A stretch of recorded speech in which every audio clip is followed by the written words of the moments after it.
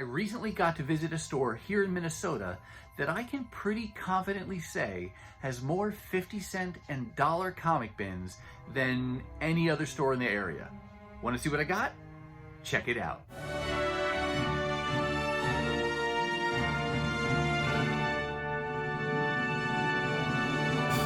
Hey everyone, and welcome to my channel. My name's Chris, and this is Northgarden Comics.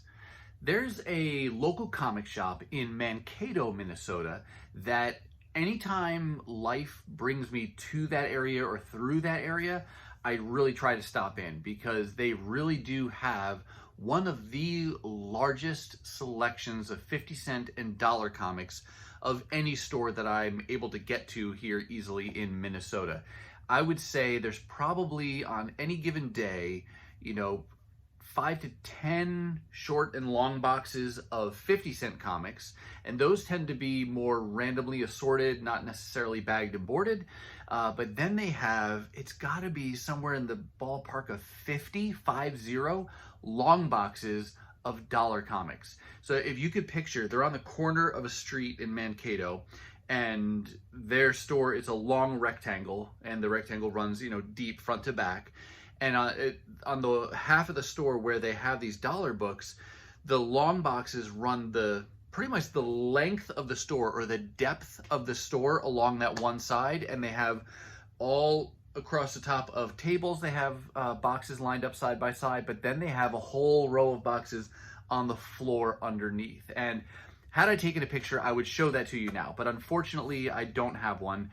Maybe I have one from the past. If I can dig one up, I'll pop it up on screen. But it's got to be, like I said, around 50 long boxes of comics that are dollar books, and those books tend to be much more organized, from A to Z, and for the most part, those are all bagged and boarded, which is fantastic because a lot of times in dollar books, you don't necessarily find them bagged and boarded, but great selection.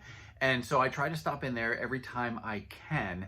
And usually when you go to dollar bins, I don't know what your experience is like, but for me, the dollar bins in my area tend to be an opportunity to fill in runs of more modern books. And not just modern meaning like the mid to late 80s till today. I mean modern as in the last 10 years, where you can catch up on some back issues that maybe you missed, or you've just been waiting to collect those later as back issues. But on this particular visit, they had that type of assortment, and they do have a lot more modern books that go 10, 20 plus years back. But on this particular visit, they seem to have a lot more older books as well mixed in there. And I wish I had taken some video footage or some pictures because I can't remember even all the titles that I saw now. There were, of course, plenty of things that I left behind, but a lot of books that were from the, early 70s up into the 80s, things that I don't normally see in dollar bins. And that always gets me excited to see that kind of selection when I'm, dollar bin diving, because you might come across something really cool that you don't normally get to see. And the funny part about the story, well, funny now, is that my family and I were all there, not in the comic store, but in Mankato, and the rest of my family was off thrifting, and I had the car, and it was taking me a very long time to get through those dollar bins, and my family is super patient with me, so thank you, family, Northgarden family, for being so patient with me, because I could have spent a lot more time. I was there for, I don't know how long I was there, but I was there for a while, going through those boxes, trying to be meticulous and slowly go through things, just so I didn't miss anything. And I know I rushed, and I know there's more things that I would have brought home had I had unlimited time. But that just means I get to go back again at some point. So that'll be something for me to look forward to. And I do want to say that if you have the opportunity to be in Mankato, Minnesota, or go through Mankato, Minnesota, and you can carve out some time, definitely stop at this store. I don't think I've said the name of the store yet. It's called Pulp Comics and Games, and I have their business card. Oh, here it is. Here's a business card I grabbed from the counter, Pulp Comics and Games. They used to be called, what did they used to be called? Double Play. They used to be called Double Play, but then I think it was a couple years ago now at least that they changed their name to Pulp Comics and Games. Great store, had great conversation with, I don't know if it was the owner, just the manager, and then the guy who was ringing me up as well. So definitely a shout out to this store. They have a great selection, and not just of dollar comics. That's a lot of what I look for, but their store is actually, if you picture a double wide store, so when you come in the front door, you can go left or you can go right. If you go right, that's where the dollar comics are. And they also have tables and things over there where they hold Dungeons and Dragons and maybe Pokemon, Magic the Gathering, those types of events. But they have fixtures, like retail fixtures throughout that side as well, where they have, you know, toys and games and things like that bagged up and for sale. So they have a great selection there. Also, if you come in and go left, that's where you get their new comics and their regularly priced back issues. So, and they also have great selection of supplies and, like I said, Dungeons and Dragons figures, Pokemon cards, all that kind of cool stuff. So definitely worth your time to pay a visit to Pulp Comics and Games if you're in the area. So today what I want to do is show you the stack of books that I did find on this visit to Pulp Comics. They were all dollar books. I think there was one 50-cent book, but for the most part, they were dollar books. And so in just a minute, I will turn the camera around and then we will, you know, give you a closer look at these books. But before I do, like is my habit, I want to pause and say, if you're new to the channel, welcome. Thank you so much for clicking on this video and this channel and giving it a try. If you like comic and comic related content like back issue hauls, new comic hauls, the occasional mystery box or omnibus review, then take just a second to go ahead and hit that subscribe button. And then for all of you, as you watch, if you see something you like, give it a thumbs up. And please let me know your thoughts and questions down below. Now that we got the housekeeping out of the way, let's turn the camera around and get to these dollar books. All right, here's the stack of books that I got from Pulp Comics. I have arranged them a little bit in the sense that I put what I thought to be the coolest find of the day on the bottom of the pile. So that's kind of a, you know, something I'll dangle out there for you as something to look forward to. But this is going to be a mixture of modern books, and I do mean just generally speaking modern age books. So from, you know, mid to late 80s till today, and then there's some cool Bronze Age finds in there as well. So as we dive in here, we're starting out with this title, Cyclops. It's, you know, one of, I don't know how many solo titles Cyclops has had. This is a 12-issue run that takes place during the period of time when the original teenage X-Men were brought from the past into the present by, you know, present day Beast. And I talked a little bit about that in a different video, but Cyclops is one of my favorite X-Men characters, and this is a story where teenage Cyclops, who never got to know his dad, Corsair, now he has the opportunity as a 16-year-old to gallivant around space in the galaxy with his dad, the space pirate. So, like I said, it's just a 12-issue run. Seemed like it'd be kind of fun because it's a character that I like. It looks like there were actually even a couple different writers on this. The writer here to start out with, last name is Rucka, R-U-C-K-A, and Dodderman started out the art, but then it looked like it, you know, some of the creative team changed throughout. But it's only a 12-issue volume. I've seen it many times in dollar bins, but always left it behind. And recently I said, what the heck, why not? If I can find it for 50 cents or $1 a piece, I'll give them a read. And I've only read the first issue so far because I found that earlier this summer, or bought that earlier this summer. And today I found a few more issues in the run. So I picked up issue number 2, and I do like all of these covers, though now I'm forgetting who does the main covers. Let me, I want to say, is it Javier?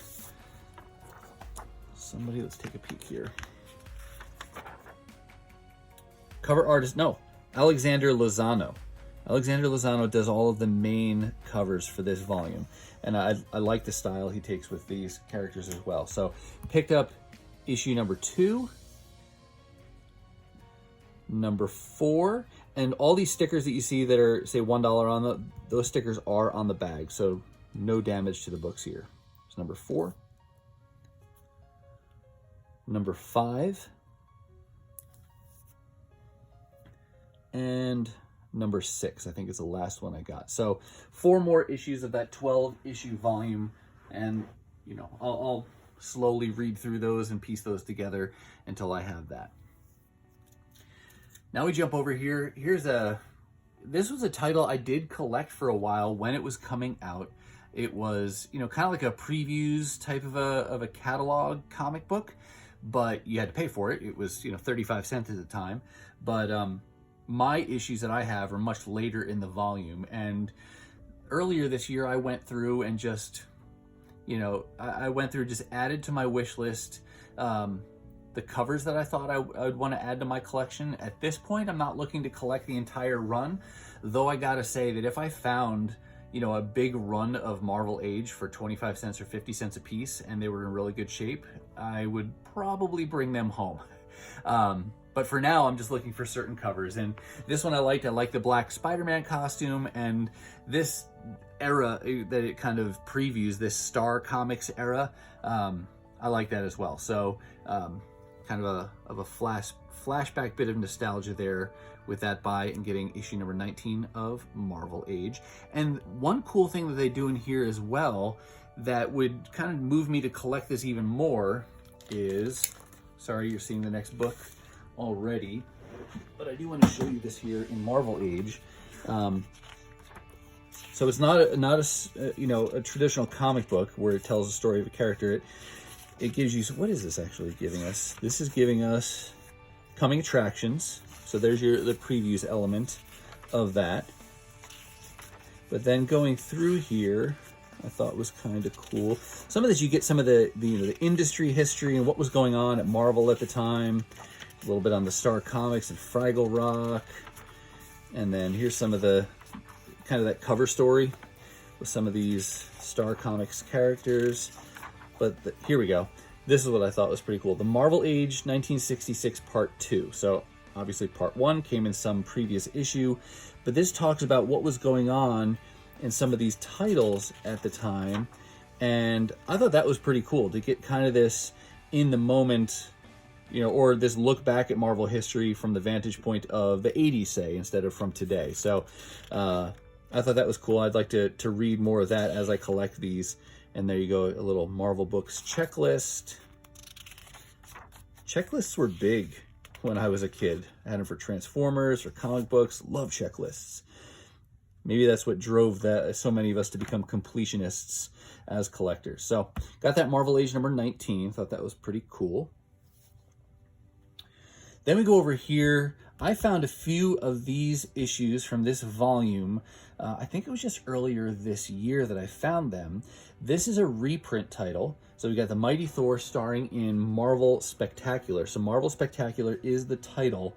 And I found some of the lower numbers in the volume. And then today he had some more. And you can see, I mean, they're not in great condition, right? They're reader copies. You got some pencil on here that I should be able to take off. But this is Jack Kirby art, and I love getting Jack Kirby art, even in the form of a reprint like this. I love Thor, love Jack Kirby, and so if you've watched my videos, you know I've been saying more and more how much these reprint titles are kind of growing on me, and so I'm not going to leave these behind. So got Marvel Spectacular number 15, and then Marvel Spectacular number 18. I think it was just those two, but again, very cool to add those to my collection, and it's a whole lot cheaper than trying to get the originals. Here's a question for all of you, because I've asked this before, I've wondered this, but I don't know how to really prove it out. I have noticed sometimes when Marvel would do a reprint, it wouldn't be an exact reprint. Like, it wouldn't be a facsimile like they do today, where everything is exactly as it was when it first came out. And I'm not so much concerned about the ads, but there have been certain reprint stories that I've read where I also have the original, or happen to have the original, and you'll see different panels will be missing in the reprint. It's not 100% reproduced in the reprint copy. And I wonder, do any of you know, is that more the norm, or is that the exception? And is it more normal to reprint the entire comic as it was originally printed? If you know, please let me know, and let all of us know down in the comments. Here is definitely a newer book. This is a one-shot. This character, Claus or Klaus, right? Santa Claus. And this is Grant Morrison and Dan Mora's kind of more of a fantasy take on Santa and the mythos of Santa. It started with I believe it was a 7-part limited series, and then for several years after that, they would do a one-shot that would come out around Christmas time. So, I don't know, dude without fear, if you're watching this video, do you collect any of these Klaus comics? And if so, what do you think of them? This is one of the one-shots that I had still been missing. And I think the way this one is presented is that it's like each page, it's like a 25 Days of Christmas type of a presentation. The Life and Times of Joe Christmas. But I think, yeah, it kind of goes through in its different kind of presentation. So yeah. 2001, 71 years old. 1999, 69 years old. I don't know how this is laid out, but clearly it's like one page, a single 2-page spread for each. And I remember reading about this when it first came out, but I don't remember the details now. That's very cool looking. But I like this kind of take on Santa, because I love fantasy and I love Christmas. So this is cool. It's cool to see a sword-wielding Santa Claus. So I'm glad to have been able to add this to my collection. I think there's still a couple more of these one-shots that I need to collect, but that was a fun find to be able to pick up. All right, now we'll rotate back this way. Teenage Mutant Ninja Turtles. This is the current ongoing series from IDW. This is a title, I'm not collecting this on a regular basis right now. I have been fortunate enough to pick up some of the keys. So far I've been able to find Death of Shredder. No, not Shredder, Splinter. And then the first appearance of Jenica when she becomes a turtle. What is that, issue like 95?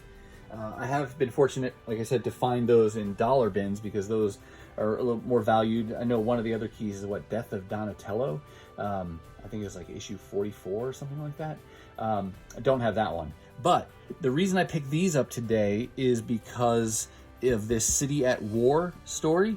I don't have all the issues to this story, but it seemed like a story that I'd like to read. So issue 95, which is a key, I have that. So the others, I don't know that they're going to be, significantly, difficult to find. So I'm looking forward to being able to put this story together.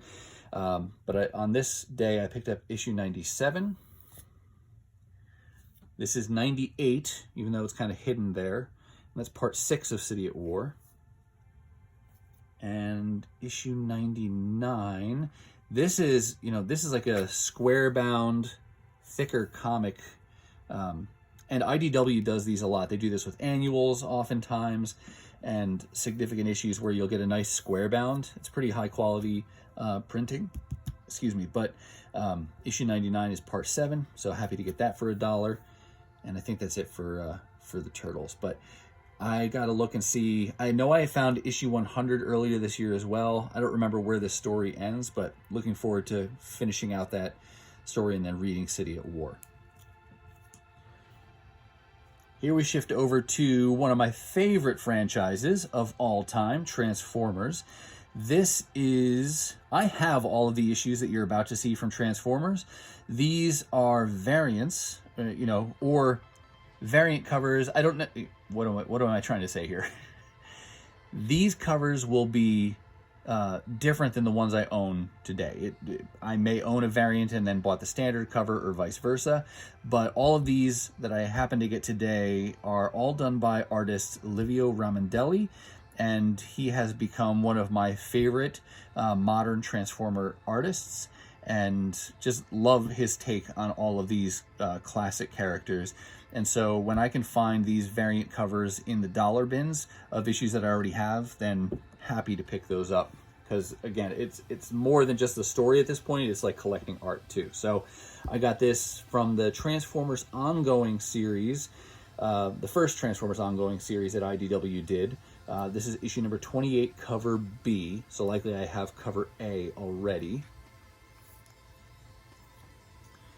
Transformers Primacy was a 4-part limited series, and this just says number 3. I don't know if this is cover A or cover B, but I have the other cover.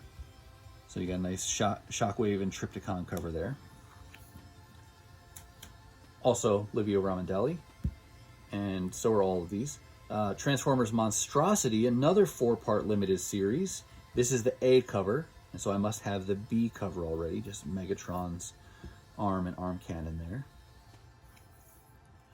And then this one is not Livio Ramondelli. This is actually number 1 from the current ongoing series, and I think I just have the main A cover. I liked this one because of the contrast of the color and then the black and white in the background. It also turns out that this is the second printing, but that's okay too, because like I said, I have this already. I just like the cover on that one, so I picked that up.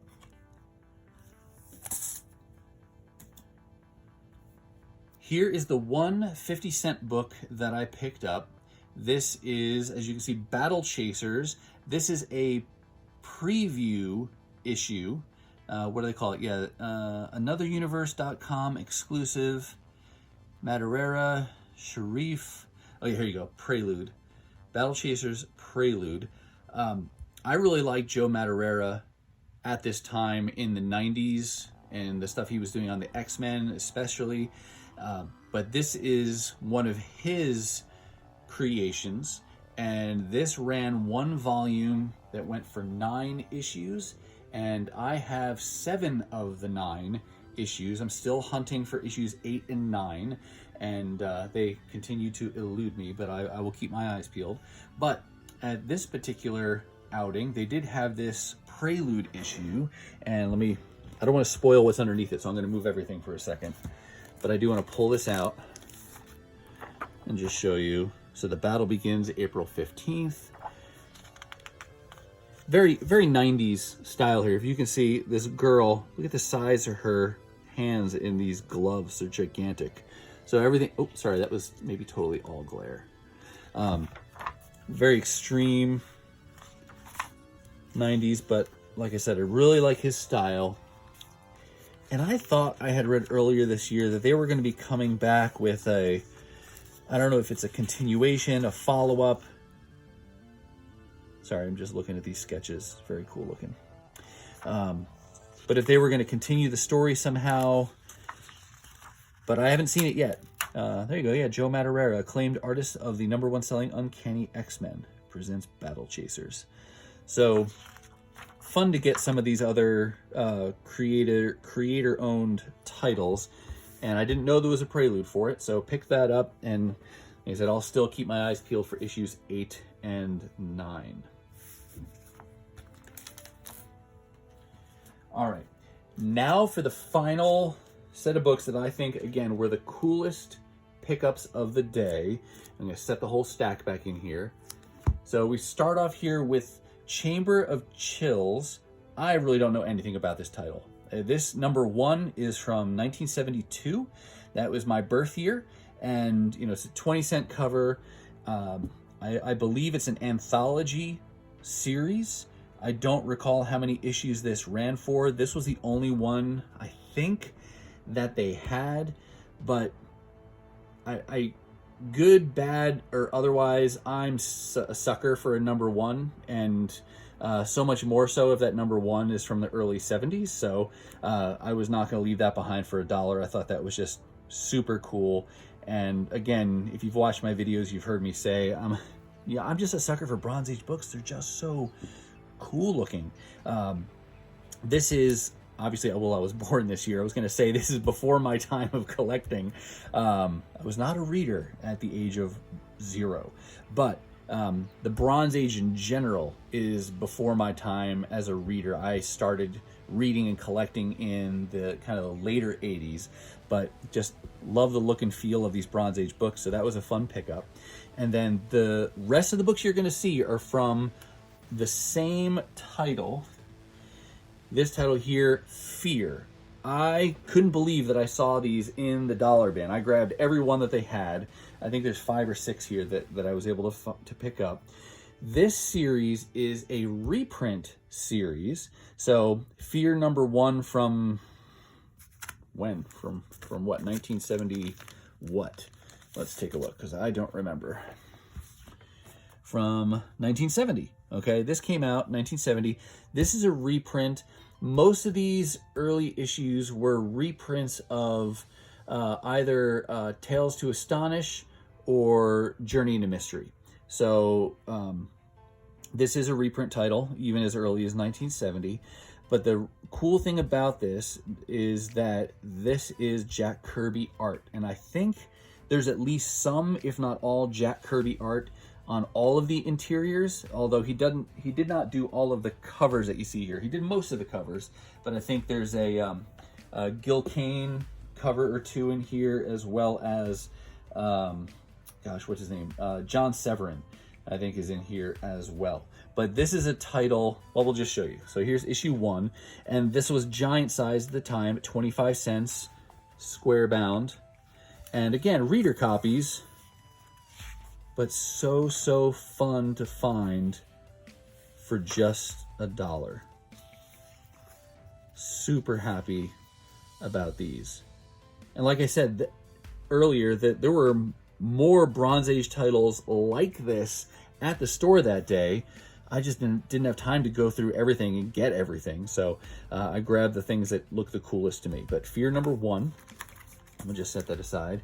Fear #2, he reminds me, and that's not Fin Fang Foom, but it kind of reminds me of something like that. Some kind of, what is it? I was hunted by X, the thing that lived.